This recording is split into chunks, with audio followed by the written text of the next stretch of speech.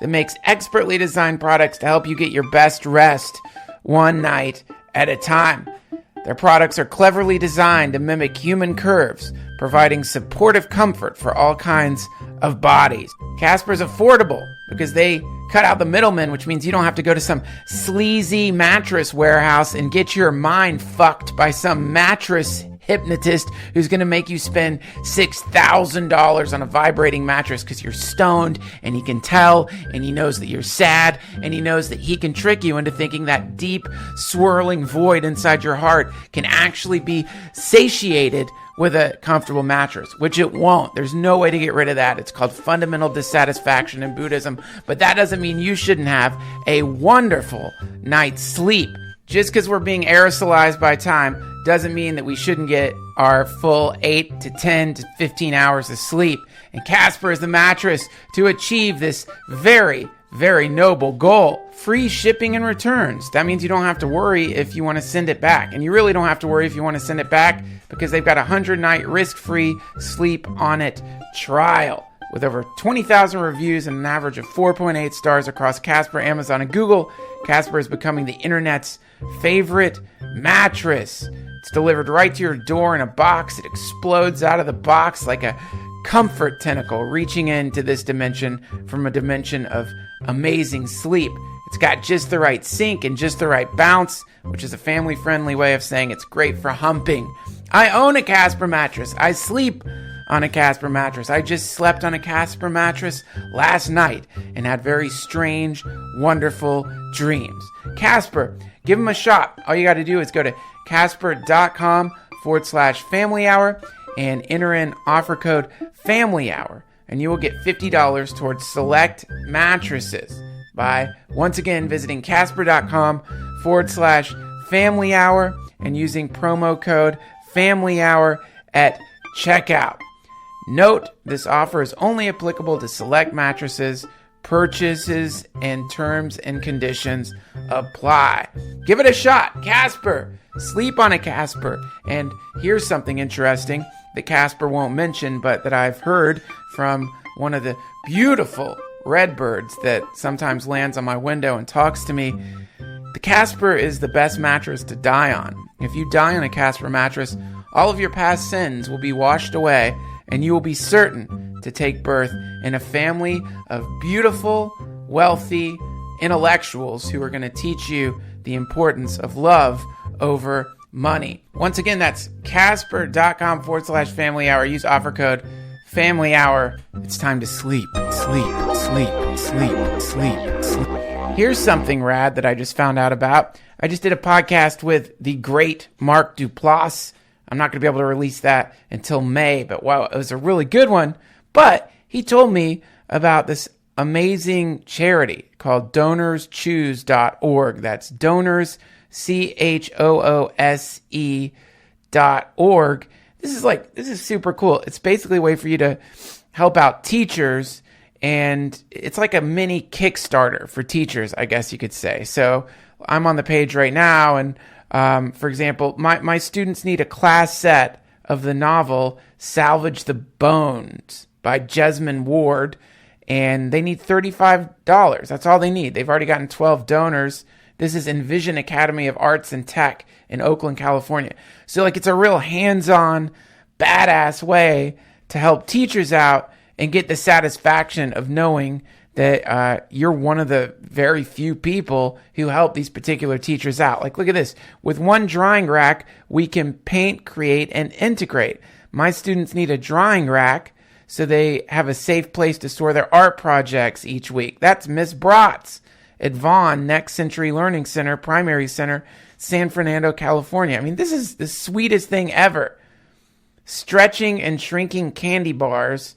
My students need calculators to see proportionality and scale ratios in real life by making giant candy bars. Miss Ingham from Oak Grove Middle School. What a sweetie. Swinging for the stars. My students need the pop-up batting cage to transfer skills learned on a tee or in the cage onto the playing field. That's Mr. Joyner. An organized garden is a happy garden. My students need to add to their gardening experience. We need a storage unit to store our tools in a way to naturally fertilize our plants and learn to recycle by using a composter. That's Miss Wickman at Lakeside Elementary School in Pembroke Pine, Florida. They need $56. So this is just a super cool way to help out teachers and to get that beautiful dopamine rush that comes from doing good things in the world. Much thanks to Mark Duplass for that philanthropic tip. And if you're not familiar with Duplass, you should definitely watch The Puffy Chair or Blue Jay, or my God, if you want to shit your pants, Creep and Creep 2, which are all on Netflix.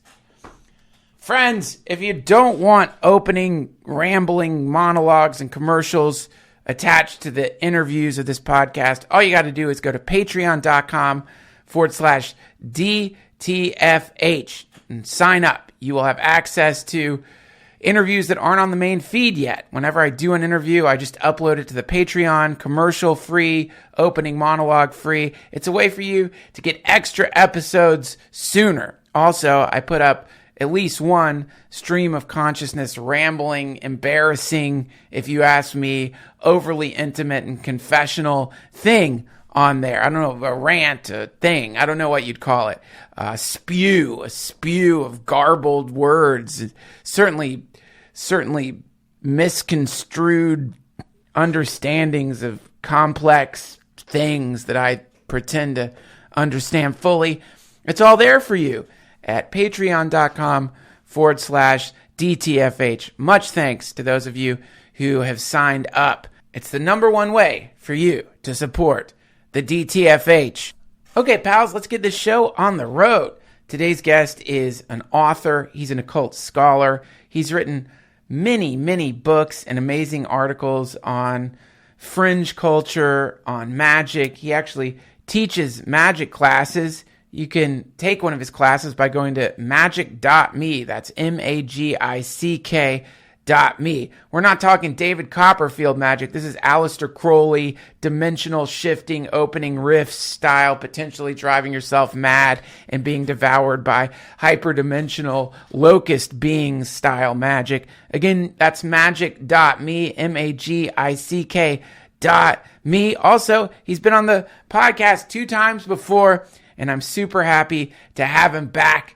Everybody, please call out to the Enochian angels and beg them to give their mercy and love to today's sweet guest, Jason Louv.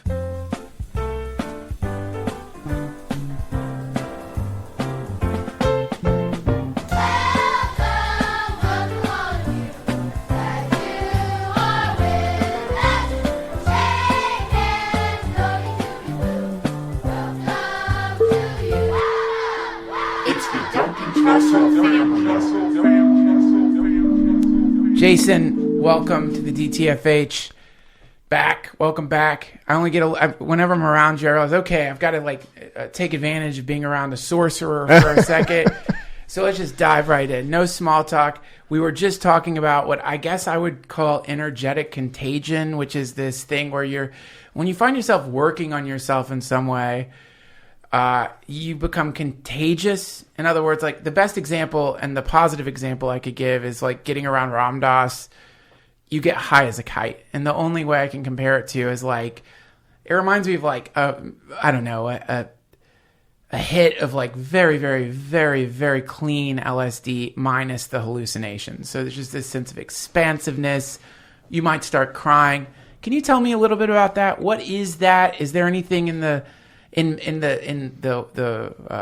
the lens of magic that describes what that is? Yeah, this is quite a topic, right? So it's amazing you bring this up, and thank you for having me back, by the way. It's I love always super fun doing this show. I love this is my favorite thing. Thank you. So I've got this book on John Dee coming out that I mentioned on the last podcast. Yeah. And he actually works this out in scientific detail, the theory of vibes coming off everything. Right. And so he wrote a book. So John Dee, obviously the great, one of the greatest magicians of all time, the great Elizabethan magus and advisor to Queen Elizabeth I. And he wrote a book called the Propedumata Aphoristica, which is obviously in Latin, where he develops the theory of light waves. And he says that there are rays emanating from everything in the universe. And he starts by talking about the planets and the stars. And so he says, yes, there are rays emanating from the planet Mars and the planet Jupiter and the moon, and these condition consciousness. So this is a segue into the theory of astrology. I'm not sure how I feel about astrology, but as a predictive science. But basically what he's saying is that just like the moon influences consciousness, the other planets do too. He believed that there were actually rays emanating from these things. I don't think that's scientifically valid, but it's certainly an artistic and poetic way to look at things. Yeah. But then he goes on to say, but there's also rays emanating from everything in the natural world. There's rays emanating from human beings. I think this is true. This is a metaphorical way of talking about this, but I think it's certainly true. The Buddhists talk about it also, where they talk about the interconnection of all phenomena, dependent arising. The Buddhists see the world as a network of consciousness and everything interacting with everything else all the time. I think if we were to look at that from a more scientific view, a more modern view, certainly I think that we're constantly picking up on not just other people's body language, but how their thoughts condition their body language, their attitude. And I've always thought of the word energy as kind of like a shorthand for all these things. We're constantly picking up on signals around us. So like right now we're sitting across from each other and we're picking up on all these nonverbal cues, right? Body language, skin tone, pupil dilation, certainly language, and even how I'm breathing and all these things. And we're kind of like reading all this complex information and then condensing it into a very, almost a lazy shorthand called how I feel about the other person. Yes. Right. So I think that somebody who is, for lack of a better word, a saint, right? Somebody who's cultivated deep states of meditative silence for long, long periods of time just reads differently from another person, and you just feel safe around them. Or you feel an expanded sense of your own personal potential. The Buddhists call this the Buddha field. Right. I don't know what the actual Tibetan word for that is. An expanded sense of your own personal potential. And yet within that expanded sense, it's like you're almost getting to fast forward to what you will become or something. It's like you're getting a chance to, if what you were to become, oh, this is interesting. Okay. So, conversely, let's say that you get around a real piece of shit, like the opposite of a Ram Dass, and you get around someone who's like, I don't mean just like your average, like, hey, I'm a little irritated today, woke up on the wrong side of the bed. You get around that kind of person, it at the very worst is annoying, but maybe you're going to actually want to cheer that person up, or there's compassion. But I'm saying sometimes, and hopefully not too often, you get around someone who seems to have practiced their malevolence. You know what I mean? Where it's you look at the way that crowds responded to Hitler, or you look at the way that people responded to Donald Trump in those rallies. There's a lot going on there where you're around the and people are like that. They get very caught up in other people's stories and personal presence. And the 19th century occult theory for this they called it animal magnetism. Right. So is that Mesmer? I think so, or it's certainly the same time period. Yeah. But we see it we see it with celebrities. We see it with people who are able to cultivate the ability to get a certain emotional reaction from people, because most people are unconscious and they're not in charge of their own mental states. So when you get around somebody who's a skilled manipulator, and like you said, that can be for good or evil, or just chaos. Right. Well, right. It could just be for just the sake of like warping stuff. So now again, friends, I always feel like the need to apologize I guess in my mind, I imagine Neil deGrasse Tyson listens to this. Like, my ego imagines there's someone out there who's like some scientific materialist.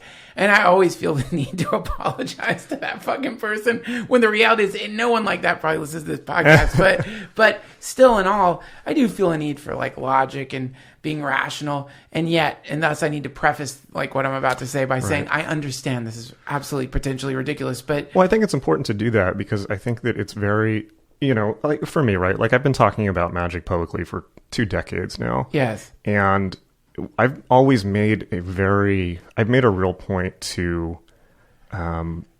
go at it from a rational angle as well as a mystic angle. And you need to be able to wear both hats.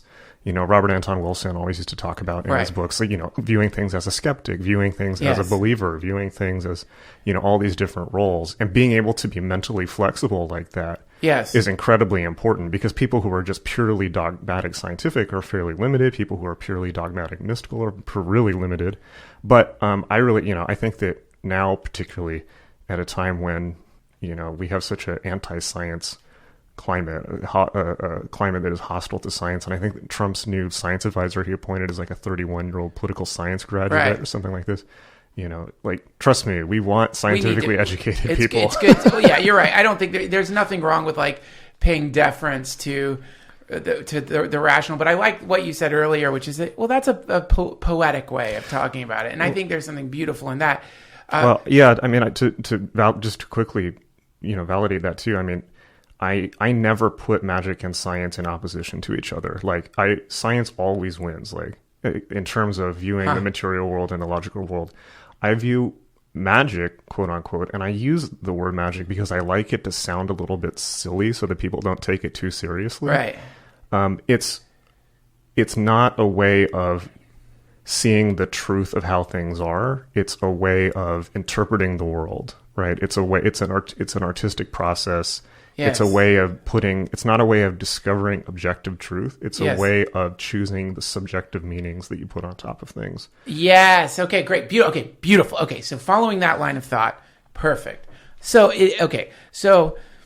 the subjective universe, the subjective galaxy, the reality tunnel, to use another Robert Anton Wilson phrase, these things, for them to be quantified scientifically and at the material level, in other words, to sort of identify the electrical charges that are happening in the brain or the shifts in energy through the synapses that are what the sum total of those creates a state of, say, joy or a state of epiphany or whatever. We are not there yet. Theoretically possible, but we're not there yet. Maybe we're close. We can scan people's brains. We can see energetic shifts. We're getting closer and closer all the time. But right now it's safe to say not there. But certainly science cannot argue with the fact that we hold within us our own subjective universes. And within those universes, there appears to be some kind of physics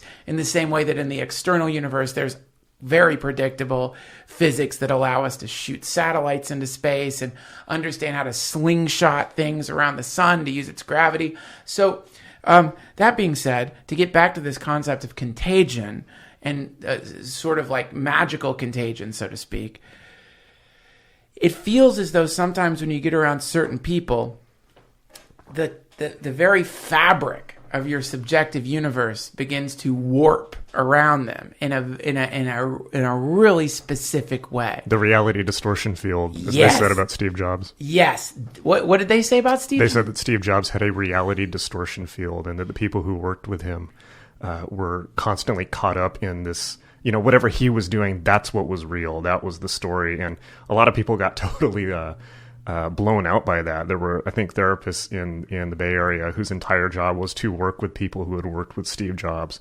But I don't think that's a mistake. I mean, Steve Jobs, as we know, did acid. He studied under Neem Crowley Baba. He went to India to meet him. Like he was involved in all these practices. Didn't get he to missed see him. That's correct. Yeah. Yep. But did he? Well, there you go. So yes, this reality distortion field. That's what I want to talk about, and it's that moment where, actually, speaking of Neem Crowley Baba, there's a wonderful book coming out. And I hope this is okay to say. I'm going to say it. I think it's okay to say, but, well, actually, forget the book. I've heard a description of Neem Crowley Baba there's lots of descriptions of him, but one of the descriptions is he's like a tiger in the sense that by the time probably by the time you realize a tiger has decided to eat you, it's too late. The thing's pouncing on you and it's too late. And in the same way with him, the moment that it was, by the time your brain was catching up with what was happening by being in his presence, it was too late. He got you. You're in there. It's too late. There's really not much you could do. You could run if you want to, or go the other way, or head out, or try to get drunk, or do heroin for a couple of lifetimes, whatever you want to do to try to avoid what just happened. But it's too late. And so in the same way, sometimes when you end up around a person, like I imagine like Crowley or a high sorcerer or something like that, and enter into that reality distortion field, it doesn't really, like at that point, it's like, no, you've gotten in there now, and there's really not much you could do because your subjective universe is being warped by all the work this person has done. Yes. Because that thing, I want to talk about that a little bit because it's Sure. kind of terrifying, isn't it? It's absolutely terrifying because once you're in somebody's field like that, then you could get stuck there. I think that, and that's how we see these things like cults or people who are, people can cultivate that, and it becomes fairly easy to manipulate people. And this is, I think, why you always hear about gurus becoming terrifying and, doing crazy things and scaring people away, as I often try to do on social media. Also, wait, pause. What do you mean? Just like I'm a horrible troll on social media. Okay. I'm totally, as you know me, I'm like the most like relaxed, mellow person ever in person. But no, I put on the wrathful deity mask when I go on social media. But the point is that when you enter into somebody's field like that, your evolution is sped up, and that's what I mean about. When you're in the field of somebody who has that type of cultivation, that Buddha field, and we were talking about liturgy, right? Yes. You have a heightened sense of your own personal potential. The stories that you tell yourself about why you can't do things or why you're stuck, those seem to have less power over you. Yeah. They dissipate a little bit, and suddenly you feel like, wait, you have an expanded sense of being alive. Your breathing becomes deeper. And sometimes even by talking about or listening to people talk about somebody like this, like Neem Karoli Baba, you can start to get a sense of that. Yeah. But people are addictive, and they become followers. So it's kind of like the opium den. You can't stay there forever, Right. Eventually you either have to, and this almost becomes a cliche, but it's like either you become trapped by that, and if you have a good guru, they will force you out of the nest at some point. Yes. If you don't, they will essentially enslave you for money or labor or whatever. Right. And the best possible outcome of that is that you get shoved out, that you get disillusioned, and that eventually you cultivate it for yourself if you see through the game. And that's certainly what happened with me, but that's a very painful process. What happened with you? Who was yours? Can you talk about it? Yeah, I mean, I had lots of gurus. I spent a lot of time around the Hindu guru system.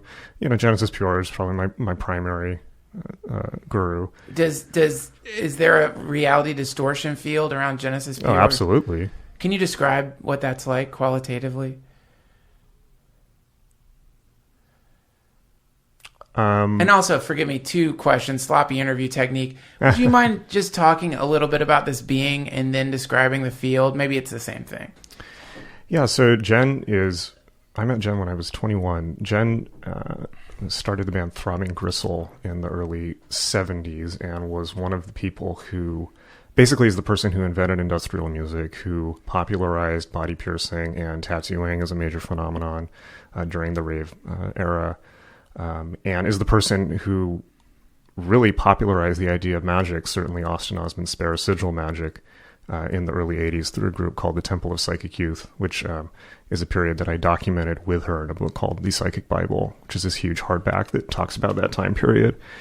And Jen has been in my opinion, one of the primary drivers of, human evolution and human potential, during her lifetime.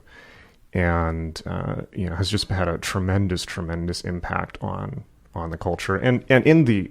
But people listening who've never heard of her are like, no, she hasn't. What do you mean? I've never heard of this person. How, what's her impact? I've never heard of this person, because they don't understand, but describe that. Yeah, it's hard for me to remember that because, like, I come out of the occult underworld, yes. right? And, like, crawled out from under the rocks. Yeah. And in the occult world, Jen is, like, the big, one of the big central figures. Yeah, I mean, I think that Jen certainly deserves much, much more broad cultural awareness and acceptance. But Jen has always been so far out there and so strange in a way that people, are just, they don't know what to make. She, Jen and her now past wife, Lady J, who I miss a lot, underwent in the 2000s, decided to become what they call pandrogynous, where they underwent surgery to look exactly like each other and become a third gender that was neither male nor female, but like Baphomet, Holy basically. Shit.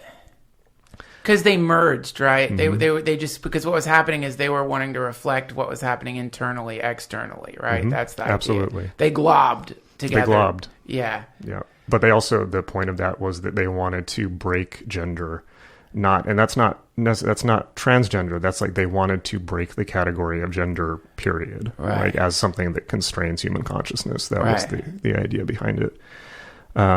So yeah, I think that Jen will continue to get more and more cultural recognition as somebody who just had a tremendous impact on I mean, and you see Jen's influence. I mean, you look at even in the 90s at people like Marilyn Manson or 9 Inch Nails or Skinny Puppy, like all these bands, and now the mass popularity of magic, things like that. Those are all things that Jen did first. So. And right, exactly. And so yeah, people. That's what's so cool about people like her is that they don't.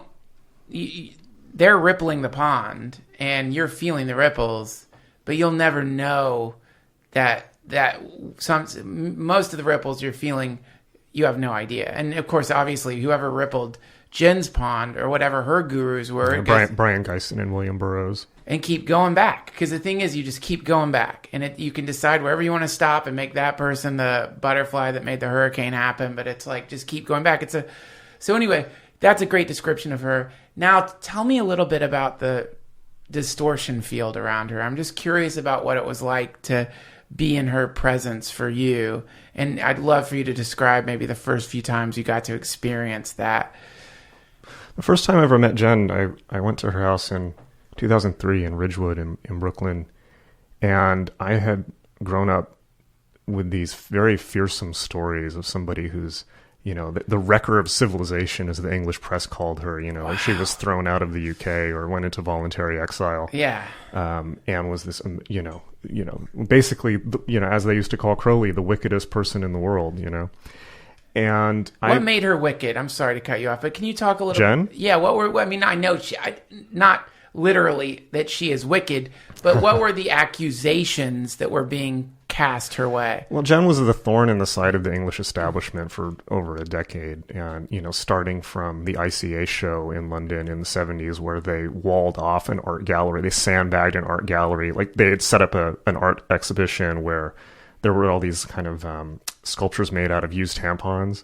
And this is early 70s. Like, this was like, now this is pretty commonplace, right? Yeah. Like, then it was like, whoa. Yeah. And the establishment was going to crack down. The police were going to raid the show. And so they sandbagged the art gallery and had a standoff when it was right next to Whitehall.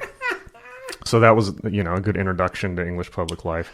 And then from there, I mean, like, Jen started the Temple of Psychic Youth, which at its height in the late 90s had, I think, over 10,000 members. Right. At least, on paper. And so cult leader.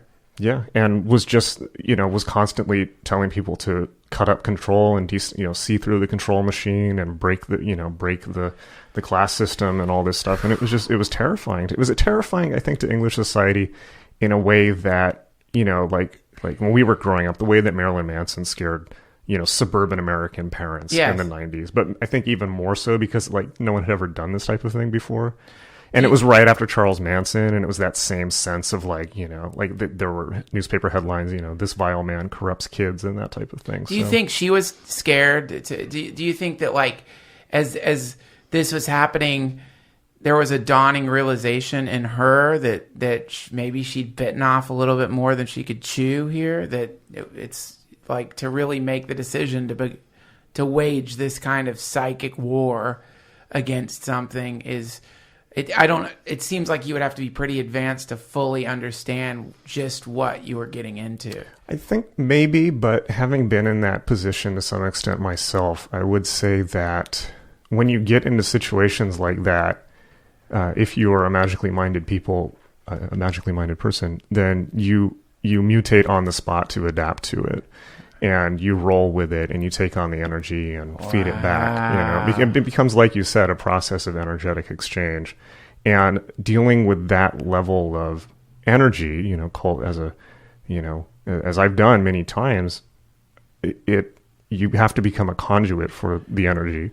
And as long as you remember that you're just a conduit and not regenerating it, or that you're not the source of it, like it doesn't turn into an ego thing, then you just move through that, and at some point you have to let go and you go on to the next thing, and then you build the next identity. Got it. Okay, beautiful. Okay, great. Thank you. Now, keep describing this meeting with her, please. Yeah, so you have to imagine, I was 21. I was a very awkward, introverted English student, like University of California literature student. And I'd been doing magic since I was 17, but I was still, I had not surrendered to it. Let me put it that way. Right. I hadn't realized what I'd gotten into. And so I went to Jen's house to interview her for Disinfo, actually, because I used to be the books editor for Disinfo. And I was expecting this fearsome person. And the person that I met was a very, very polite, kind of very English, like, oh, come in, have a cup of tea, let's sit down at the table and talk about things. And just very, very warm, loving. That's great. And one of the people that I met that is just purely loving and giving and supportive. And the first thing that Jen said, I interviewed her, and we talked in her office, and I met Lady J, who was amazing, amazing person. And, just absolutely incredible.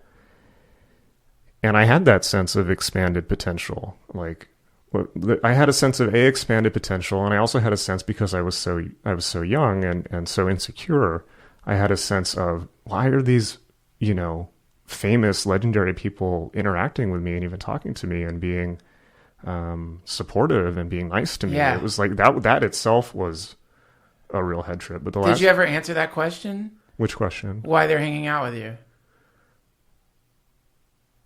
Well, I think that became clear over time, because I was certainly put up to do a job by Jen. And the first thing, Jen mentioned that she had interns during our interview. I'm sorry, how did she find you? How did Jen find me? Yeah. I found her, because at that time, I was still learning about magic, and I'd set myself up a goal where I was going to interview all the big magicians. So I interviewed Jen, I interviewed Grant Morrison, I interviewed... Cool. A bunch of other people. I think those were the main ones. And through that, I got a job at Disinfo, which is how I got my first book, Generation Hex, out. And I just inserted myself into the story very consciously. Gotcha. Where I'd done enough magic where it's like, okay, I want to know, I want to learn. If I'm going to do this, I want to learn from the people who are the best at it. Got it. And so I inserted myself in the story.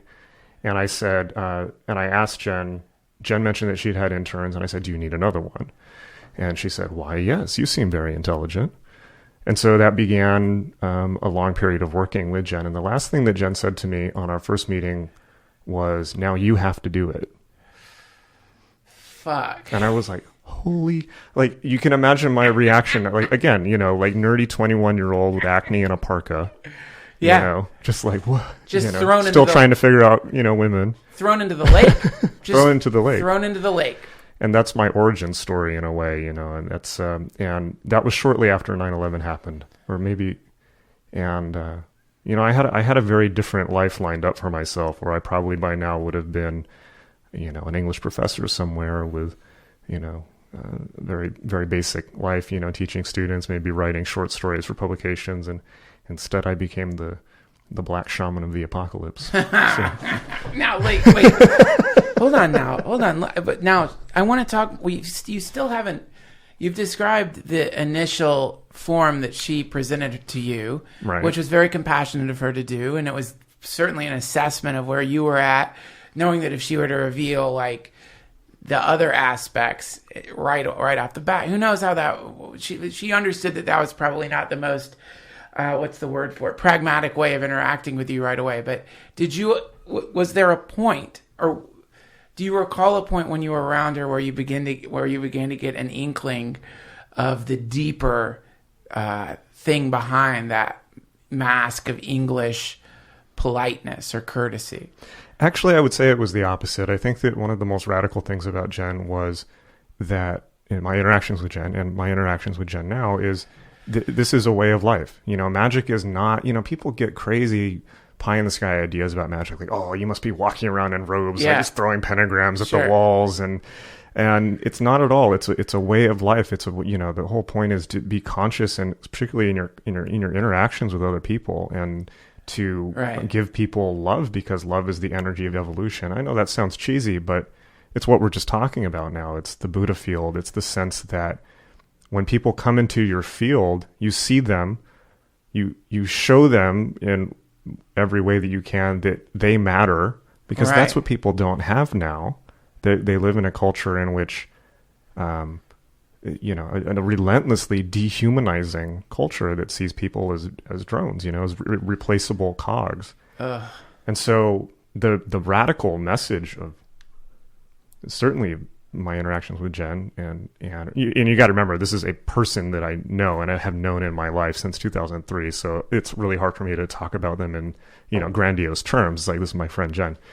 But the whole point is to where you are with somebody, that's what matters. You're with somebody. The fact that we're both conscious now in this time, in this period, having this moment as two conscious beings with an expanded sense of reality. And it's not in a pretentious way. It's not in a, I'm going to put a coil shirt on way, it's not, it's not in a black robe way. It's in a very human, holistic sense of, this is where we are. This is what matters.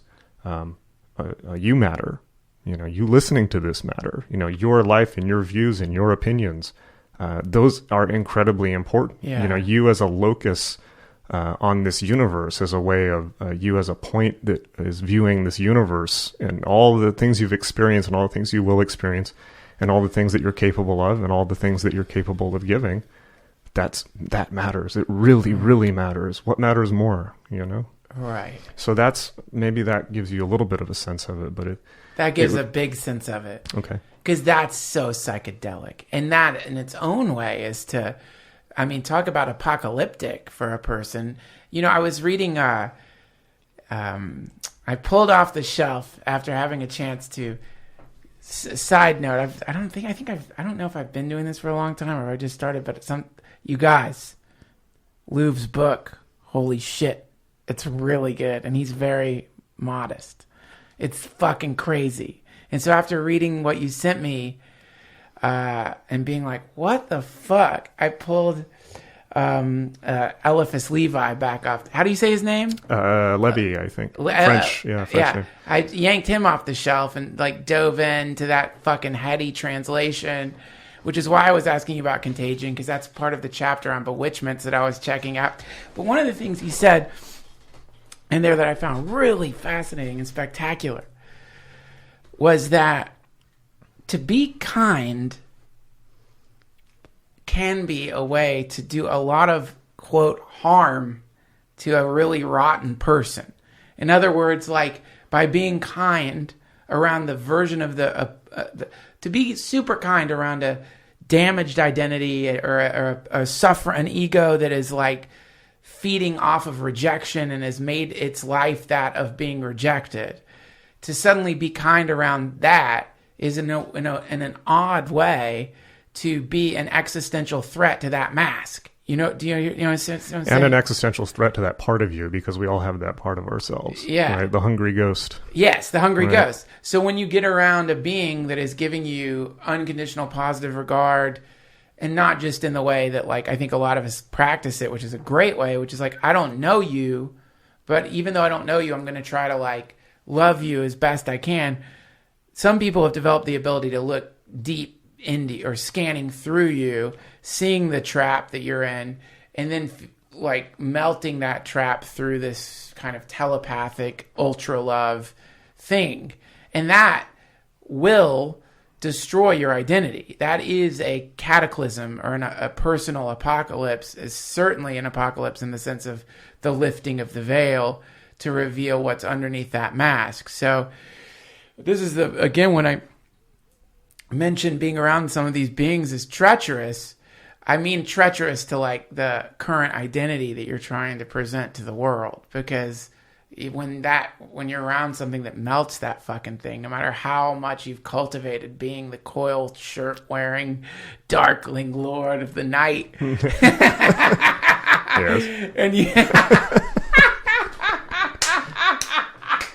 and you get around the fucking like big love beam, the Dharma field, you get pulled into the thing, and then you get this weird amnesia. Mm-hmm. You know, where you're like, I think I was something when I got around you, but now your wheels are spinning as you're trying to go back. That is powerful, man. That's a powerful fucking thing to be in the presence of. It really is. Yeah, it really helps. That helped me. You know, I came out of a long period in my early 20s of, you know, I probably talked about this on the podcast before, but I just went through just the darkest possible stuff that I could, you know, demons and Galatia and voodoo and the Qliphoth, and like I went through What's all the Qliphoth? P.S. I kind of know I know voodoo. Galatia, I know a little bit. Definitely, many people living might not know that, but maybe you could just sort of quickly define what those things Galatia are. is demons. Demon conjuration, and the Qliphoth is the reverse of the tree of life. The negative, the antimatter version of the Sephiroth. The fuck is that? I've never heard of that. This is one of these things I say I feel like I shouldn't say on your podcast, because, you know, whenever I get on your podcast, by the way, I have to let you do like a mental checklist of like things I should and should not say, because there's certain things that, you know, like, you know, people can be impressionable, and that's what I love about magic, because magic versus Eastern mysticism, even though it certainly with some of the teachings, there's like still like in conveying like ideas of Buddhism or talking about the guru, there's a kind of grace or a kind of cultivated tactfulness that needs to go along with it, because what you don't want to do is be clumsy in the way you're saying it and describe it from your reality tunnel where you're at, which is like, you know, for example, if I were to describe it from my reality tunnel, what might come out right now at this point in my life is very gooey, very woo-wooey, very filled with like, oh my fucking God, this is real. And then from that's going to be almost like a disjointed, unharmonized, potentially a manifestation of some fear of it going away. It's all going to be imbalanced. The point is, it won't be graceful enough to like it could potentially turn people off, which is not a good thing to do, because I'd rather they be turned off than actually get into it. Well, that's magic. But with you know, I see what you're saying there. Yeah, right. I see what you're saying. Again, how the point is to become a refined articulator of these kinds of things is to become a better healer, so to speak. Sure. But with magic, and what I love about magic, and in that I include Tantra. Like I have this book, yes. Agora over here. Oh, Agora. I did that for a while. That's that's a whole nother ball of human flesh. It's a big ball of human flesh, I met some of the big Agoris in Kathmandu, and with Jen actually in 2010. You went to Kathmandu? I've been a couple times, yeah. With her? Yeah, the first time I went to Kathmandu, which is my favorite place on earth, was shortly after I met Jen, and I ended up becoming initiated as a Nepali Jangri shaman. Holy shit. Which, again, helped kill that awkward English Hold student. On. I'm so sorry, man. I mean, again, like, I can't blame you for talking about this as though it's just common, because it's your life. But we're going to have to, like, when these moments, like, put the microscope up, or at least the magnifying glass up. Sure. Because we can't just say, oh, it's in Kathmandu at Genesis P-Orridge. Yeah, that was a great trip, though. We went for we went for Mahashivaratri in 2010. Dude, And what we were the hanging out with all these Agori and Nath Babas and Naga Babas. Okay, hold on. I'm sorry. Before we get there, I'm so sorry. Let me just, I like doing this. I'm learning how to do it, and I like walking through it, only so that we could really, enjoy the meal. So I want to start with the plane ride. Were you sitting next to her on the plane to India, or did you meet her there? No, actually, well, she was going with my friend Hannah. I went and I actually showed up at their doorstep in Kathmandu because I was planning on going anyways. I hung out with them in Kathmandu for 10 days, and then after that, I went up with another crew up into the Himalayas, 18,000 feet up into the Himalayas, and got to go to the birthplace of Shiva and the birthplace of Ganesh and meditate at the shrine where Ram meditated before the Ramayana War and all this stuff. But I was in Kathmandu for 10 days with them, so I went and I met up with them first, and then we were just kind of hanging out. And what does that look like? Which part? The hanging out with Genesis, P-Orridge, and Kathmandu. What does that look like? Too many drugs. What kind of drugs? I probably shouldn't say on the air, but there's a lot of legal stuff in. So there's just a lot of legal stuff. So, probably nicotine rubs, I'm guessing, and some kind of alcohol.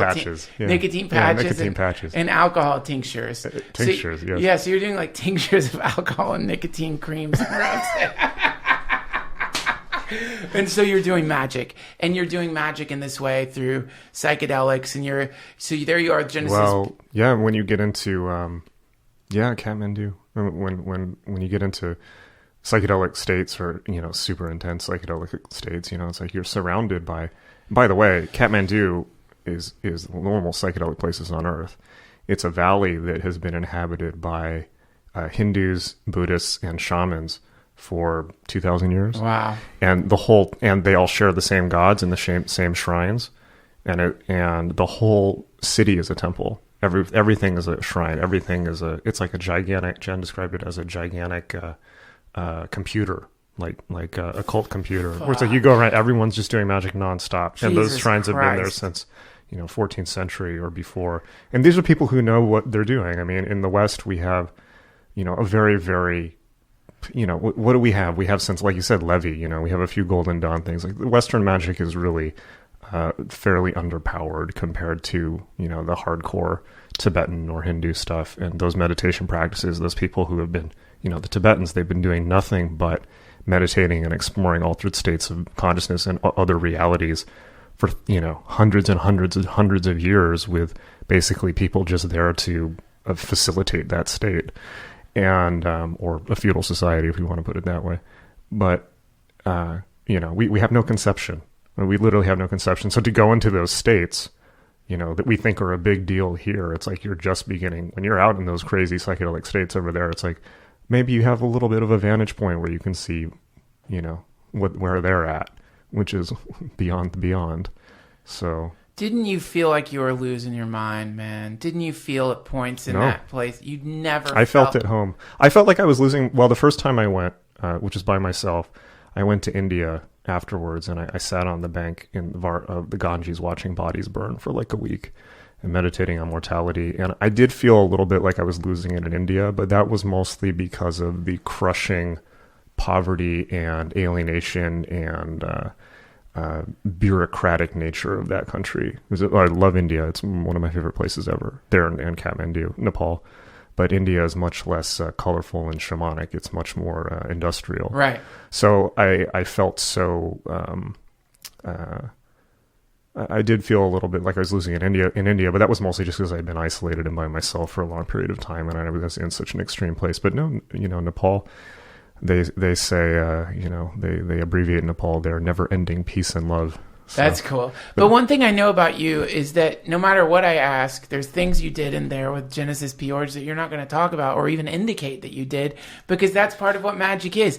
And forgive me if that is too much, but that's what I love about magic is that, and what's really cool and interesting about it is not an open book. It is systematic, and in those each, it seems like there's these gates, and each gate is an initiation into a deeper part of the thing. And I guess those gates are placed there not out of some kind of sense of prejudice or pretension, but it's to protect people.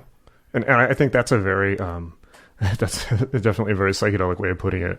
I look at it as, I put myself in this role where I've opened the gates of magic to people, and I'm constantly educating people on it. And I've got, maybe 30, 40,000 people have passed through the courses that I put online. I've got people in Africa doing my rituals, things like this. And I've kind of put myself in this position where I'm welcoming people to the party, and that's for certain reasons. Long-term political reasons that I've chosen to do that. But what do you mean long-term political reasons? Well, I want people to be, I want the power to be with the masses and not the elites. You mean you'd rather just right? I see what you're saying. Why? Because we have the time is too short. We face. We could lose this world within a generation. I don't know if you saw, they put up that there was this terribly sad video that went online of a polar bear starving to death on an ice floe. I've seen that. Yeah, what the fuck, right?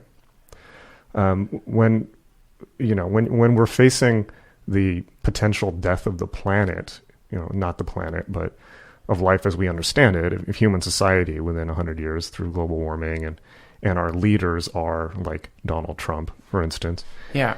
Then my view, and many people might argue with this, but my view is then we don't have time for the formalities. We don't have time for these structures that were created 2,000 years ago. Like for even Buddhism, the whole Mahayana Buddhist thing of saving everybody and everyone's got to become a Buddha and all this stuff. Like those ideologies were created when there were 250 million people on the planet. Right. Like we got 7 billion people and growing now. Yes. And the clock is ticking, and we live in the apocalypse for all intents and purposes.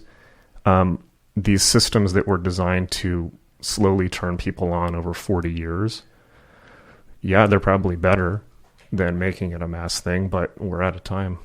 And that's the political call that I've made on it. But to your point about, how do you protect people from going in too far? I put myself in this position where it's kind of, if you imagine me like, I'm here, come into my living room, like I'm welcoming you to the party of magic that has been kept secret and elite for so long. It's kind of like, I might be like, here's a joint, smoke this, right? Yeah. But I'm not going to be like, here's some ketamine, inject this, right? You know what I mean? Like, it's kind of like, and you kind of got to give it, or it's like if someone's just getting into hot food, it's like, here's like one jalapeno on an omelet, right? Not like here, do the, gotcha. These, have you seen these like, my new favorite video genre is the people eating crazy hot peppers on YouTube and turning purple. Yeah. And like eating these things with like 100 million Scoville units or something amazing. like that. Have you seen? Well, there's an incredible interview series. Have you seen it where the guy feeds people successively hot wings as he interviews them about their life? Oh my god, it's really, really funny. I love those videos. I gotta find that. I haven't seen that one, but yeah, man. Well, it seems like one of the things you're talking about that I've thought of, and it's interesting to hear you talk about it, is that the more the environment collapses, the more likely we're going to start seeing sorcerers who are going to come out of hiding because they have to deal with the problem of losing their planet. And I think if you have this viewpoint, then certainly others like you must have the viewpoint as well, right? Maybe. But look, it's already happened. Just walk outside, just walk down the street of any youth area in the first world, London, New York, Los Angeles, all these fucking kids are into magic. Right. And I had a role in that. Jen had a role in that. Richard Metzger had a role in that. Grant Morrison had a huge role in that. Like we've been working on this for a while, and now here we are, and it's a little bit annoying now that it's happened, to be honest, because everyone's like, wearing our clothes. But what do you mean by wearing your clothes? Well, everyone thinks they're a magician now. It's like, and the first developmental stage for magicians is thinking they're the center of the universe, and their ego gets really, really big, and it's a little intolerable to get around. Okay, I want to talk to you about this, and I'm glad you said it that way, because this has been, and anything I say to you, man, comes out of respect. I love you. You're awesome, and I love what you're doing, but I do want to talk about something, and I want to say it. I want to preface it with all due respect. Okay. What I've noticed in magic versus like. And arguably, you could say, look, man, what isn't magic? Like, you keep making this stupid differentiation between the East and the West or whatever, but please let me do that in a kind of neophyte way for now. But what I've noticed is that in magic in particular, there seems to be more of a heightened ego, an egoism. Absolutely. So what we're looking at is, this is annoying to me because these people are doing this thing. Now that I think about it, Ram Dass talks about how let me fix what I just said now that I think about it, because actually Ram Dass talks about how he came to the West, tried to keep Neem Karoli Baba a secret, but people figured it out. And then how he was fucking annoyed because all these people suddenly were around Neem Karoli Baba and getting his attention, and he didn't get the attention anymore. But that being said, I have noticed in magic a type of egoism that you don't find in those other practices. I wonder if you can address that a little bit. Well, there's no question. And I think that, the whole, the will, capital W, and making yourself a big deal. And this is what I will say about that. It is a developmental stage that magicians go through. For many of them, it is a critical developmental stage that they go through, because you got to put this in context. The developmental stage that becomes before that stage is the one of feeling totally disempowered. Right. It's the sense of, it's the stage of feeling like you don't matter. Everyone thinks you're an asshole. Your teachers don't like you. Your parents are on your case. People have told you you're never going to amount to anything. Right. Reality is relentlessly alienating. The best you can hope for is maybe a job that will pay you enough to, tune out in front of Netflix and play video games. Right. And that's all you're ever going to hope for from this life. Fuck. Right. And that's what people are offered in this society. Right.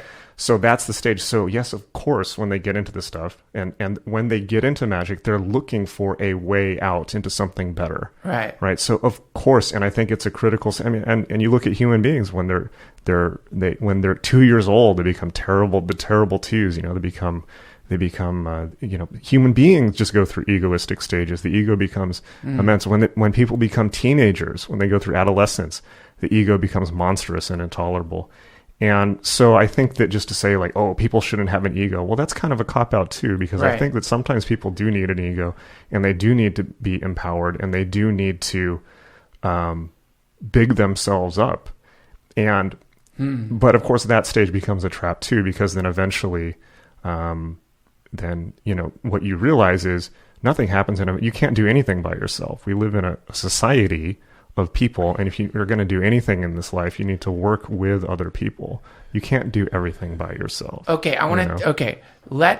can you give some advice to those of us who are struggling with our ego? What are some ways, are there magical ways? Because when you start having an ego flare up, and I know what you're talking about, exactly I do know what you're talking about, and I do know that feeling of suddenly walking into the magical universe and realizing, oh my fucking God, no one knows about this, or I know people know about it. No one around me knows about this shit, and it's real. This is not bullshit. This is not, holy fuck, this is real. I am doing this now. Well, that's where you slipped right there. Oh, right, I am doing this. Yep. Okay, let's talk about it, though, because I would like to hear, in the same way, if I get a muscle spasm, I know how to get rid of that. What are some magical techniques if we start getting an ego spasm?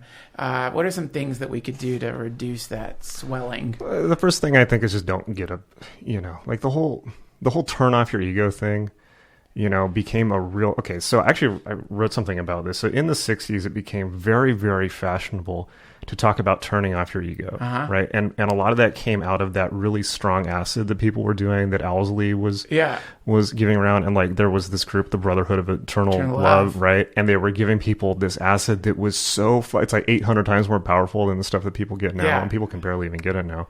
But...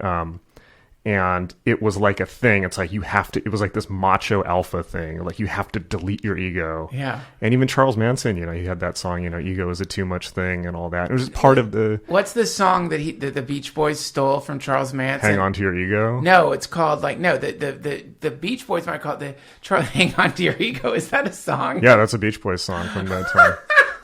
There's a fucking song. The Charles Manson song is actually the opposite of that, which is so funny. Hold on, because let me look it up. Charles Manson, Charles R.I.P. Manson Beach Boys song. It's called It's Manson's most favorite song, and it's called. Let's see. It's called. Hold on. Fuck. It's called something like Annihilate Yourself. Hold on, wait. I truly have to find it. I'm going to press pause.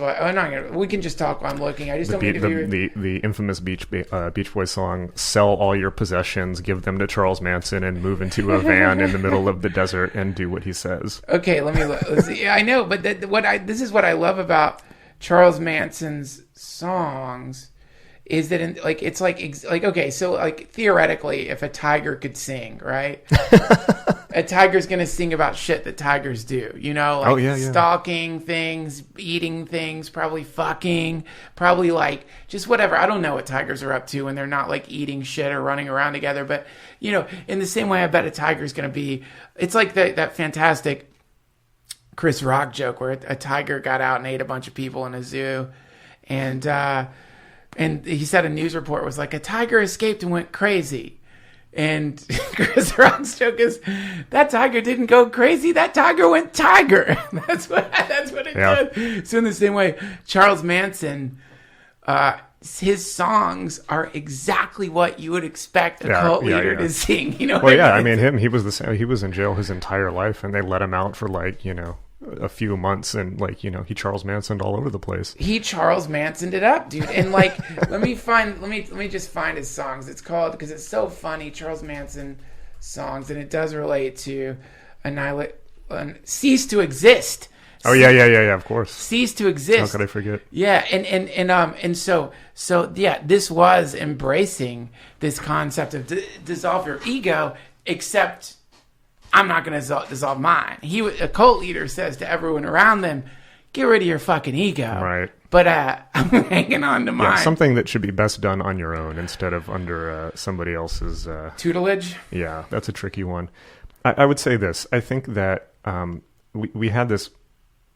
In the 60s, this culture, meaning the West, whatever you want to call it, started to open up the gates to these things in a really serious way because of psychedelics.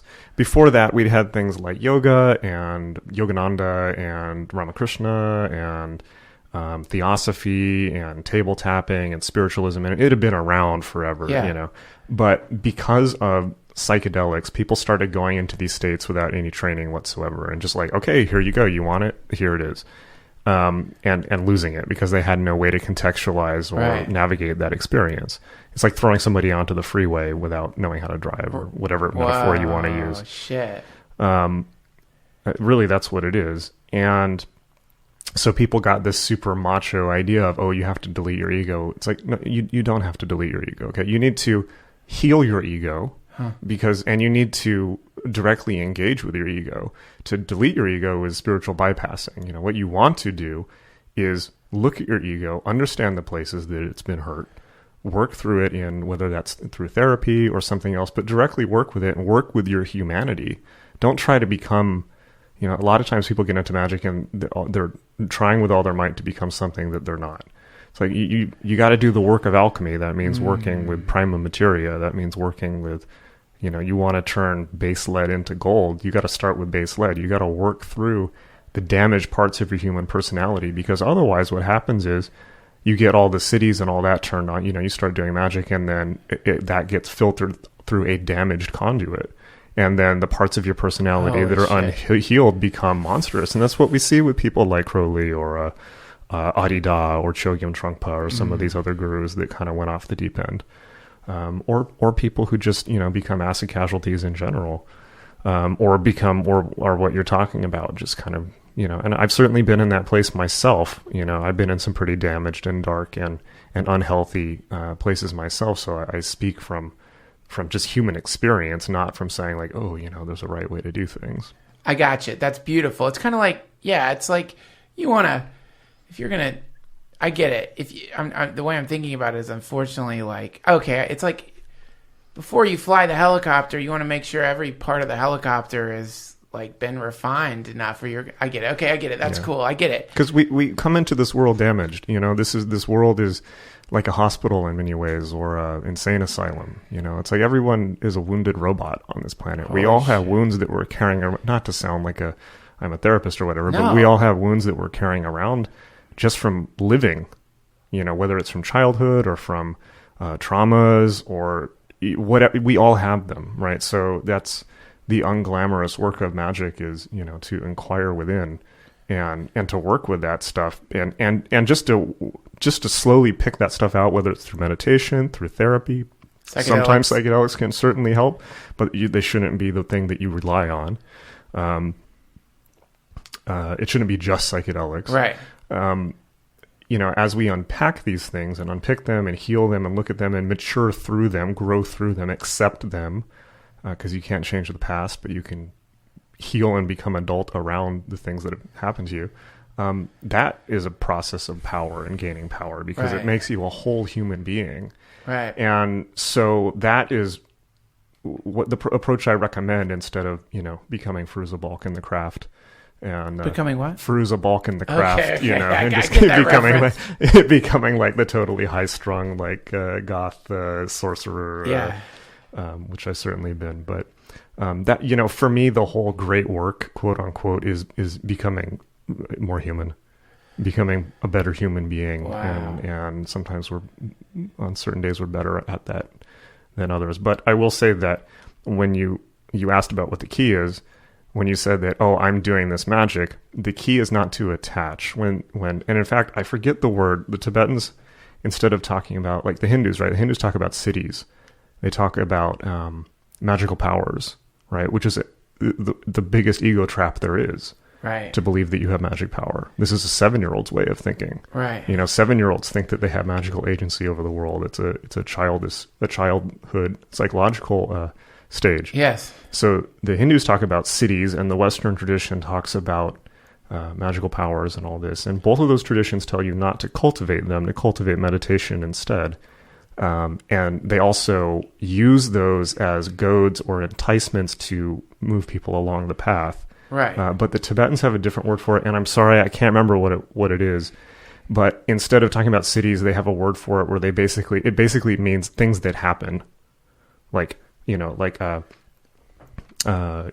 crazy synchronicity happens, yes, or some insane thing that makes no sense whatsoever happens. Like this person just showed up out of the blue, or called you when that you were talking about them, and whatever it is, it's not that you have magical powers. It's like, oh, that happened. And Jen actually has a great phrase for this, which is the "of course" syndrome. So hanging out with Jen, always crazy magical things would happen, and Jen say, "Oh, of course." Why did that happen? Because of course it would happen. It's not like, cool. Oh, with my great magical power I created. No, I got you. Don't, because it's not true either. It's like the universe is inherently magical. The universe is a magical process, and the whole point of magic is to become aware of that, and to think that you're doing it is a slip. Got it. Beautiful. And but all that being said, can you address for a moment? Okay, so the feeling, and I know you must know this feeling, where the of courses are happening, and so many of courses, you really are like, oh my God, what is this? Oh my God, the of courses are off the chain, and then they stop. The sense of being like, where, you know what I mean, where the those little synchronicities, or the big synchronicities, or the little winks from the universe, or the big winks from the universe, they're just gone, and they dry up. How do we deal with that state? And is it possible? Is there some practice to increase the chance that those things will start happening again? That's a great question. So, yeah, I mean, this state, I think Crowley calls this dryness, and St. John of the Cross even refers to that as the dark night of the soul, or that's actually a different experience. But any mystic you read will talk about this. Everything will seem perfect. Like, everything in your life is lining up. You feel like this sense of love from the universe, and you're getting this kind of... People always get this when they start, by the way. It's like beginner's luck. Yeah. Excuse me. And at some point, yes, it does dry up, and it's kind of like you get thrown out of the party and you have a hangover at 5 a.m. and you're wandering down the street in the Lower East Side, like feeling like shit, right? Yes. And it means it's time to go back to the mat, right? It means, okay, well, all right, the light show's over, but look, the light show was not the point. The point is, as I said, becoming more human. The point is meditating. The point is working through your knots, right? The point is therapy. The point is becoming more of who you are. And when you're in those states, the point is not to give up, that number one. The point is to stop and rethink. And by the way, this state comes for human beings no matter what it is they're doing. It's not just magic. It's if you're a martial artist, if you're a musician, if you're an artist, if you're doing a job, whatever it is, whatever skill that you're trying to become good at is, working out, whatever it is, there will be plateau periods because when people first start doing something, there's a really quick ramp up period where all they're doing it really well, and they're actually not doing it right. It's in NLP, it's called unconscious incompetence. Unconscious incompetence. You have to go from unconscious incompetence to conscious incompetence. Oh shit! Ouch. Meaning you have to become aware of what you're doing wrong. Ouch! Yeah, well, okay. But it's only from the place of conscious incompetence, and that's when you want to get a mentor. That's when you want to take a course. That's when you want to hit the books. That's when you want to commit to at least one practice, not everything in the world. At least 30 minutes meditation a day, let's say. Yeah. Not to overstrain yourself, but just one thing that you can commit to. Yeah. And this is where your mettle is tested. Is this really the path for you? Because this is the part where the people who this is not for get thrown out.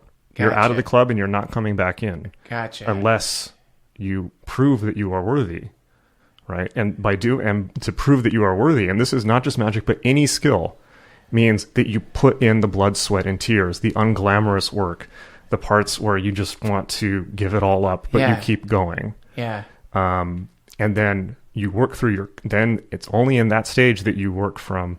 And that means, journaling. What am I doing wrong? How can I meet somebody who can show me how to do it correctly, right? And going from conscious incompetence, it's from there that you go from conscious incompetence slowly to conscious competence. You get a pattern that works, a system that works, a routine that works. You figure out what works for you and what doesn't, what resonates and what doesn't. Then you hone down and drill down and get really good at those things. And it's only from conscious competence that you now go to unconscious competence, which is the state of mastery, right? Which is where it just is natural. Yes. And that's true of anything. Jason Louv, thank you so much. This has been an enlightening conversation. How can prospective students find your living room? So same deal as always when I come on. So my website is magic.me, magick.me, and you will find everything you need to get started. Video trainings on meditation, chaos magic, ceremonial magic, astral projection, tarot, everything you need to start to navigate into these states of consciousness, and how to practice and drill down and start to get really good at it. And the lucky thing is, because I've been working on this book, I'm now coming back to this, and there's going to be a lot more content this year. So it's magic.me, magick.me. If you use the code DTFH, nice, it's 20% off. Cool. Your first month of a subscription. And of course, I also have to, Duncan mentioned it, my book, at long last, John D. and the Empire of Angels, is coming out April 17th.